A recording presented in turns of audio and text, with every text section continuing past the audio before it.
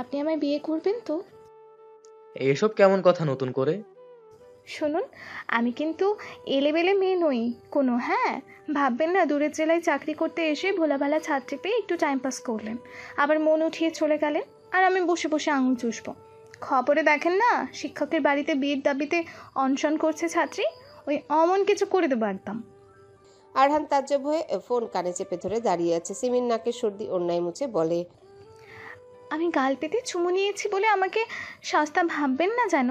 আমার মতো মেয়ে আপনি আর আপনার ফ্যামিলির 3 দেশ খুঁজো পাবেন না। চুমুটা নিয়েছি তো ভালোবাসি বলে, উল্টোপাল্টা করলে কিন্তু খবরের হেডলাইন বানিয়ে দেব। সরলতার সুযোগ নিয়ে অপ্রাপ্তবয়স্ক ছাত্রীর মন নিয়ে ছিনিমিনি খেলছেন কলেজ শিক্ষক। আরহান চোখ দুটো শুরু করে নিল। অপ্রাপ্ত বয়স্ক বুঝলাম, বাট সরল কে? আমি আমি সিমিন নাক টেনে বলল। ও আচ্ছা, তুমি সরল? আরহান হাসলো খ্যাক করে, হঠাৎ ঠোঁট ছড়িয়ে গেল হাসিতে। পরপর গম্ভীর স্বর নিচু করে আবারও বলল, বাড়িতে কিছু হয়েছে? মামা সব অফ করে দিয়েছে, জানি না কেন এইমাত্র বাড়িতে ঢোকার সাথে সাথে চিল্লাচিল্লি শুরু করেছে। আরহান কিছুক্ষণ চুপ করে রইল, পরপর মৃদু শ্বাস ফেলে বলল, তো এখন মাকে নিয়ে আসবো? সিমিনের চোখ দুটোতে ভয় খেলে গেল, কাপা গলায় বলল, এই অবস্থায়? সামনে পরীক্ষা, মামা আমাকে খুন করে ফেলবে তবে। আরহান হেসে বলল, এই না, আমি যতটুকু তোমার মামার ব্যাপারে শুনেছি, আমার বিশ্বাস উনি বিষয়টা নিয়ে বেশি নেগেটিভিটি দেখাবেন না। কান্নাকাটি করার কিছু হয়নি। পড়তে বসো। বরগুনায় নাকি ডাকাত পড়েছে, সাবধানে থেকো সবাই। রাখছি, এখন মায়ের সাথে কথা বলবো আমি। সিমিন চুপ করে আছে। আরহান কল কাটতে গিয়েও কাটে না। হঠাৎ দুজনের মধ্যকার অনুভূতি গাঢ় গম্ভীর হয়। আরহানের ডাকে খুব কোমল গলায় ও সিমিনকে ডাকে, সিমিন, হুম? আমার সংসার করতে পারবা? আচমকা এই প্রশ্নে সিমিন কিঞ্চিত বিভ্রান্ত হলো, জবাব দেওয়ার মতো শব্দ খুঁজে পেল না বলে আবারও বলল। হুম? আরহান ধীর গলায় বলল, ক্লাসরুমে, কোচিংয়ে আড়ে আড়ে টিচারের দিকে মুগ্ধ দৃষ্টিতে তাকিয়ে থাকা, সে প্রেম নিবেদন করলে খুশিতে আত্মহারা হয়ে ঘোরের মাঝে সারাদিন কাটানো, আর তার সাথে সংসার করা কিন্তু এক কথা না সিমিন। আমি প্রেমিক হিসেবে তোমাকে যতটুকু ছাড় দেই, বউ হলে গোছিয়ে দেব অনেক অনেক ভারী ভারী দায়িত্ব। এগুলো বইতে পারবা? সংসার ইজ নট এ মোমেন্ট যেটা আমরা ওই মোড়ের মাথায় দাঁড়িয়ে ডাব খেতে খেতে পার করলাম। সিমিন থমকে থাকে কিছুক্ষণ। ও পাশে অপেক্ষমান মানুষটাকে তার কঠিন ধাঁধা লাগছে। সে বিভ্রান্ত গলায় বলল, আছড়ে হয়েছে আমার, পারবো। ফিক করে হেসে দিল আরহান। ও বুঝলো মেয়েটার কেবল 18ই হয়েছে। মেয়েটা ওর কথার অর্থ বোঝেনি। নিঃশব্দে শ্বাস ফেলে বলল, বলেই কল কেটে দিল আরহান। ওড়না চেপে চেপে চোখ মুছে নিচ্ছে সিমিন। লোকটার সাথে কথা বলে এখন বেশ হালকা লাগছে মনটা। ও সত্যি অনশনে বসবে যদি এই লোক এত গভীরে নামিয়ে ওকে ছেড়ে দেয় তবে। সিমিন কি করেছে? অমানুষ বলার মতো কি করেছে? ওর ওই স্যারের ব্যাপারটা তো, হ্যাঁ, ছোট মানুষ হয়তো ভুল করেছে, একটু বুঝিয়ে বলা যেত না? অমানুষ বলার মতো কি করেছে? সাউকি টান টান দাঁড়িয়ে কৈফিয়ত চাইছে বাবার কাছে অবিচল ভঙ্গিমায়। নাফিয়া ওকে চোখের ইশারায় থামতে বললেও থামেনি। অসীম চট করে ঘুরলেন, থমথমে মুখে ছেলেকে দেখে বললেন, অমানুষ বলার মতো আসলে কিছু হয়নি। তোমার যা ইচ্ছে তাই করে বেড়াবে, গলির রাস্তায় শিক্ষকের সাথে এক ছাতা নিচে দাঁড়িয়ে থাকবে, গুলবুনিয়া গিয়ে প্রেমিকা নিয়ে ঝোপের আড়ালে বসে থাকবে, এগুলো অমানুষ বলার মতো কিছু? সাউকি চেয়ে আছে। অসীম ওর চোখে দৃষ্টি স্থির রেখে হাতের ফোনটা তুললেন। এইবার একটা নাম্বারে কল করলেন বড্ড ব্যস্ত হয়ে। ও পাশে কলটা রিসিভ হতেই বললেন, আসসালামু আলাইকুম, আমি কি মুর্সনা রহমানের বাবা জলিলুর রহমানের সাথে কথা বলছি? হতভম্ব হলো সাউকি। দ্রুত এগিয়ে গিয়ে বলল, আব্বু, কি শুরু করলেন? অসীম সাউকিকে উপেক্ষা করে ঘুরে গিয়ে ওপাশের ব্যক্তিটিকে বলল, আচ্ছা, তবে আমি পরে কল করছি। না না, আমি মুর্সনার কলেজ থেকে নই। আচ্ছা, রাখছি। দুম করে কল কেটে অসীম ঘুরে নাফিয়াকে বলল, চা বানিয়ে আমার ঘরে দিবি। বলেই চলে গেলেন নিজের কক্ষে। সাউকি লম্বা শ্বাস ফেলে নাফিয়াকে বলল, এই লোক পাগল হয়েছে, পুরোপুরি পাগল। ওই মেয়ে কিন্তু নাকডলা দিয়ে দিবে। এই লোককে দিয়ে এই তথ্যটা দিয়ে রেখো, আর চা বানিয়ে ফ্লাস্কে ভরে রাখো, এসে খাবো। রাগ সাউকির উঠেছে ধুমসে, জুতা সেলফ থেকে বের করে গটগট করে হেঁটে বেরিয়ে গেল।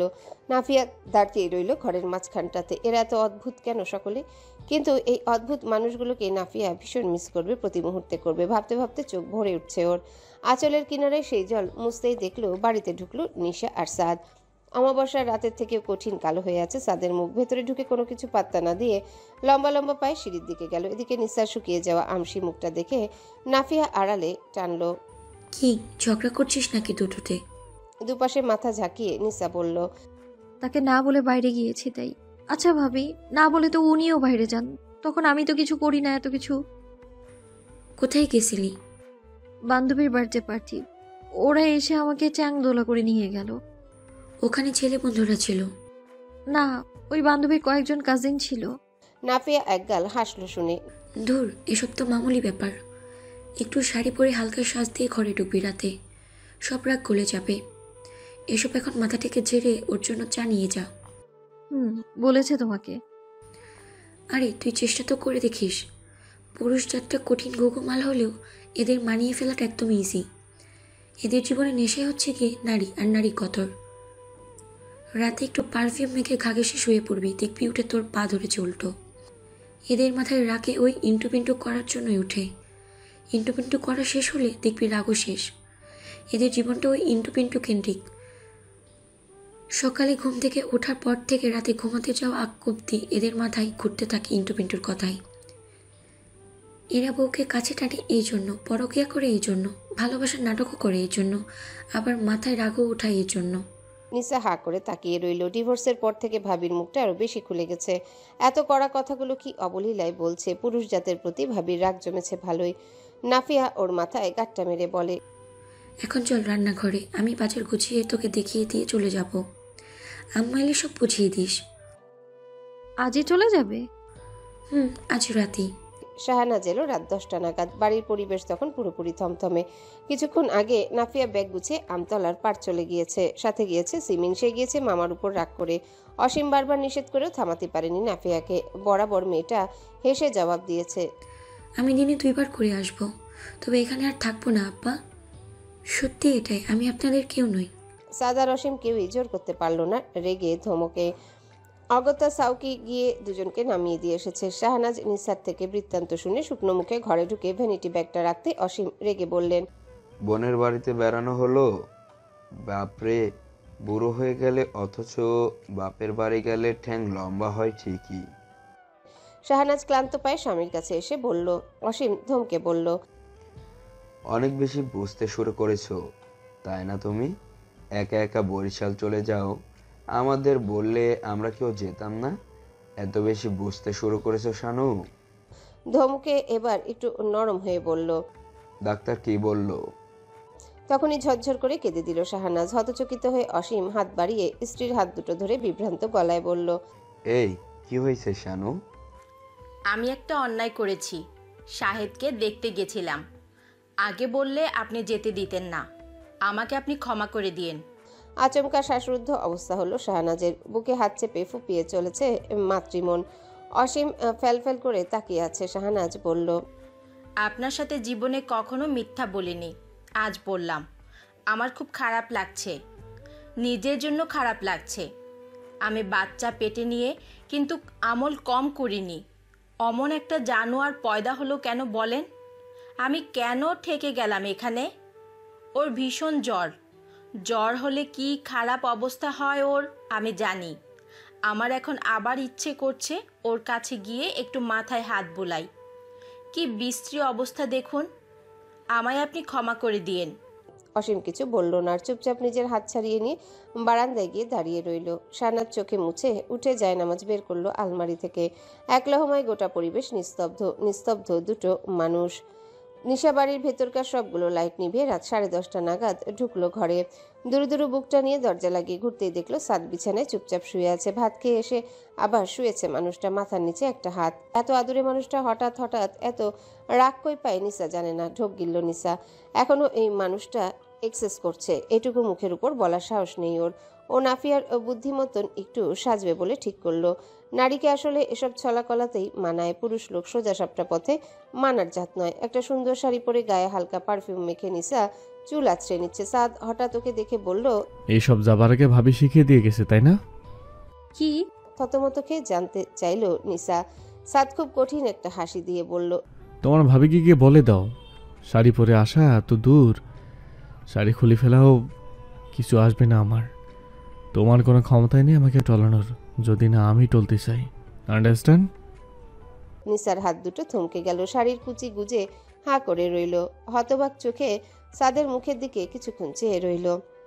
সাদ রাগ নিয়ে ঘুরে শুতে এবার নিসার রাগ উঠল। অভিমানে বুকটা ভরে গেল। দু চোখের কোনায় ভিড়ে আসা জল মুছে ও গিয়ে চুপচাপ শুয়ে পড়ল সাদের পাশে। ও ঠিক করেছে মানুষটার সাথে আগামী 7 দিনও কথা বলবে না। একটা মারাত্মক সুন্দর ঘ্রাণ ছড়িয়ে আশপাশটায়। সাদ চোখ বুজে শ্বাস টানলো।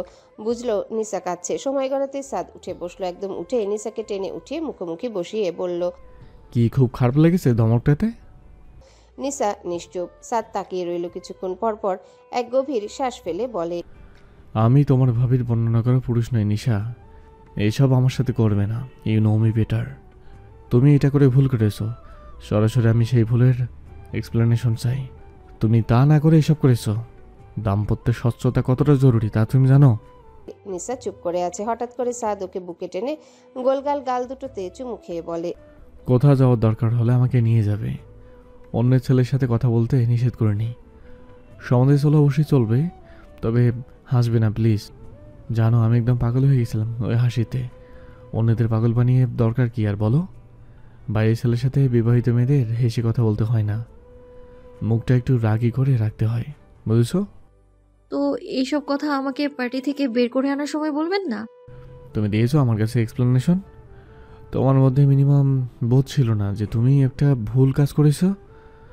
আব্বু তোমার গার্ডিয়ান নয়, আমি তোমার গার্ডিয়ান। আমাকে বলবে তুমি, আমাকেই। অস্থির ভঙ্গিতে সাদ বলছে। নিসা এতক্ষণে ভীষণ লজ্জিত হয়েছে। চোখ মুছে বলল, দুঃখিত, আসলে আমি আপনার দিকটা ভেবে দেখিনি, আমার ভুল হয়ে গেছে। যাও গিয়ে দরজা ভালো করে লক করে আসো। ভীষণ ঠান্ডা সাদের গলা। নিসা চোখ তুলে তাকায়। ধীরে ধীরে বলল, আমার নাকি ক্ষমতা নেই আপনাকে টলানোর? সাদ বলল, ঘুমাবো তাই ডাকছি, যাও। এখন ডলারের মুড নেই আমার। নিসা উঠে গিয়ে দরজার আরেকটা ছিটকিনি তুলে দিয়ে আসতে সাদ বলল, লাইট একটা জেলে রাখা তো, সেফটিপিন খুলতে অসুবিধা হয় অন্ধকারে। শিশির করে উঠল নিসার শরীর। ওর চোখ সরু হয়ে এলো, কপাল কুঁচকে ফেলল। সাদ অবিচল গলায় বড্ড ভাব নিয়ে বলল, কি এভাবে কি দেখছো?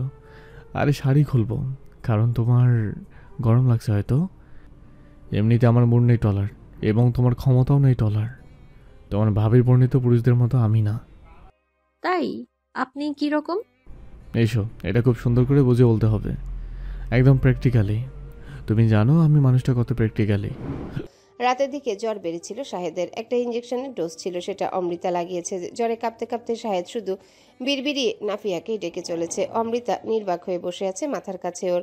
শাহেদ পুরোপুরি চেতনা হারায়নি। ওর আচরণে অসামঞ্জস্যতা সম্পর্কে ওর পূর্ণ অবগতি রয়েছে। এক ফাঁকে হঠাৎ পিটপিট করে তাকে অমৃতাকে বলল, সরি, আসলে জ্বর হলে সবসময় নাপুর থেকে সেবা নিয়ে অভ্যস্ত, তাই ওর নামটাই মুখে আসে। অমৃতা যান্ত্রিক সুরে বলল, নাফু। শাহেদ থতমত খেয়ে সামলে নিল নিজেকে। বলল, নাফিয়া, আচ্ছা তুমি ঘুমাচ্ছ না কেন? তুমি ঘুমিয়ে পড়ো, শরীর খারাপ করো না। অমৃতা বসে রইল মুখ শক্ত করে। শাহেদ অসুস্থ, নয়তো খুব বিশ্রী একটা ঝগড়া এতক্ষণে লেগে যেত দুজনার মাঝে। শেষ হতো অমৃতা আরেক ঘরে ঢুকে কান্নাকাটি করার মাধ্যমে। বিতৃষ্ণ হয়ে উঠছে বুক, বমি পাচ্ছে অমৃতার। ও মুখ ঘুরিয়ে নিতেই শাহেদ বলল, ট্রান্সফার নিয়ে আরেক জায়গায় চলে যাব, বরিশাল থাকবো না। অমৃতা কাটকাট বলে, লাভ কি? তুমি তো নাফিয়াকে মাথায় নিয়ে ঘোরো। বরিশাল ছাড়লে যে আমাদের মধ্যে থেকে নাফিয়া চলে যাবে এমনটা নয়। পরশু আমায় আদর করতে গেলে হঠাৎ বললে, নাফু এসি বাড়িয়ে দাও। মানে আমার মনে হয় আমরা শুতে গেলে নাফিয়া আমাদের মাঝে শোয়। তুমি এমনভাবে নাফিয়াকে রাখো? এত ভালোবাসা ছেড়ে আমায় প্রবচনায় পড়া উচিত হয়নি তোমার? কথাগুলো অভিমান নিয়ে বলে অমৃতা উঠল। আজ হঠাৎ করে জ্বরাক্রান্ত শাহেদের মুখে নাফিয়া নাফিয়া শুনে ওর হাত পা হিম হয়ে আসছে। অথচ ও জানতো ওর জীবন লুটিয়ে দিয়েছে শাহেদের পায়ে। বিনিময়ে এই অপমান অসহনীয়। চোখ দুটো ঝাপসা হতে অমৃতা উঠল। ক্লান্ত দিন শেষে ও অন্য নারীর ঘর ভাঙা বেশ্যা। বাইরে গেলেই পরিচিত লোকচক্ষু তাই জানান দিচ্ছে। আর শাহেদের অবচেতন মনের এই মূল্যায়নও তাই। শাহেদ কথা বাড়াতে চাইল, অমৃতা উঠে গেল বিধ্বস্ত মন নিয়ে, বমিও পাচ্ছে। ও উঠে গিয়ে ওয়াশরুমে ঢুকলো, মুখে পানি ছিটাতে। টের পেল মাথাটাও ঘোরাচ্ছে। শাহেদ কিছু একটা মনে করে উঠে বসলো, তখনই শুনলো বিকট আর্তচিৎকার। ওয়াশরুমের বাইরে এটা গুমোট হয়ে এলো। আজকের বাইরের আবহাওয়াটা ভীষণ রকমের ঠান্ডা, বর্ষার গন্ধ আশেপাশে ধেয়ে আসছে ক্রমশ। নাফিয়া সিমিনকে একটা কাঁথা দিয়েছে, পাতলার তুলতুলে একটা কাঁথা। ও সেটা মুড়ি দিয়ে আছে। ভেবে নিয়েছে নাফিয়া ঘুমাচ্ছে। ও সুযোগ বুঝে আরহানকে কল করতেই আরহান কেটে কল ব্যাক করলো। আজ মেয়েটাকে আর বারণ করলো না, উল্টো নরম গলায় বলল, কি করছো? সিমিন ফিসফিসায়। শুয়ে আছি। আপনি কি করছেন? আরহানও ফিসফিসিয়ে বলল, আমিও শুয়ে আছি। আপনি ফিসফিসাচ্ছেন কেন? আমার পাশে তো ভাবি। তুমি একা একা ফিসফিসালে এটা কেমন দেখায় না? এর চেয়ে দুজনেই ফিসফিসাই। সিমিন খিক করে হেসে বলল, আই কান্ট বিলিভ আমি আমার কট্টর ম্যাথ টিচারের সাথে প্রেম করছি। আমিও। আচ্ছা, ব্যালকনিতে যাও উঠে, ভাবি শুনলে বকবে না? সিমিন তাই করলো। নাফিয়ার ঘুম পাতলা, তাই সাবধানতা অবলম্বন করা দরকার। ও উঠে গিয়ে ব্যালকনিতে দাঁড়িয়ে ফোন কানে চাপতেই আরহান বলল, আমার সাথে কথা বলেছি, তোমার কথা বলেছি।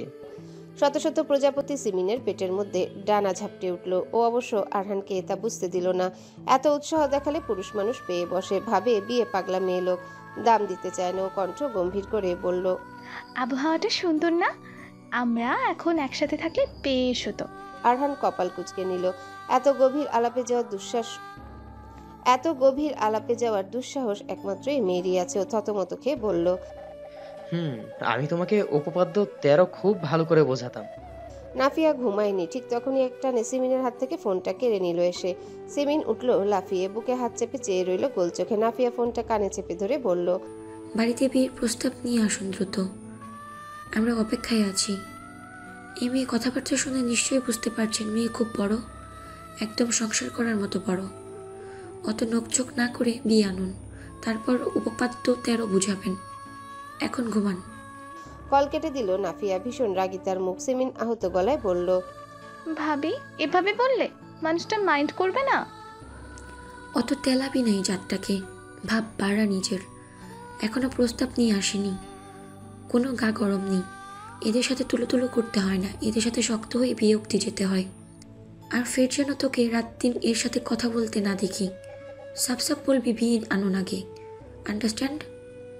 সিমিন মাথা নাড়ল। নাফিয়া মেয়েটার গালে হাত দিয়ে নরম গলায় বলল, ওরে মন ভাঙার কষ্ট মরে যাওয়ার সমান, একটু বুদ্ধি রাখিস।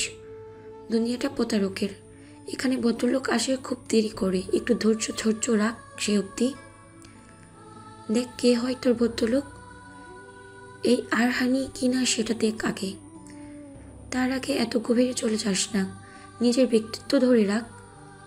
সিমিন ভীষণ লজ্জিত হয়ে ভাবির কথা শুনে রুমের ভিতরে ঢুকলো। এমন সময় এলাকার মসজিদের মাইকটা হঠাৎ শব্দ করে উঠল। খুব সম্ভবত ডাকাত পড়েছে পৌরসভায়।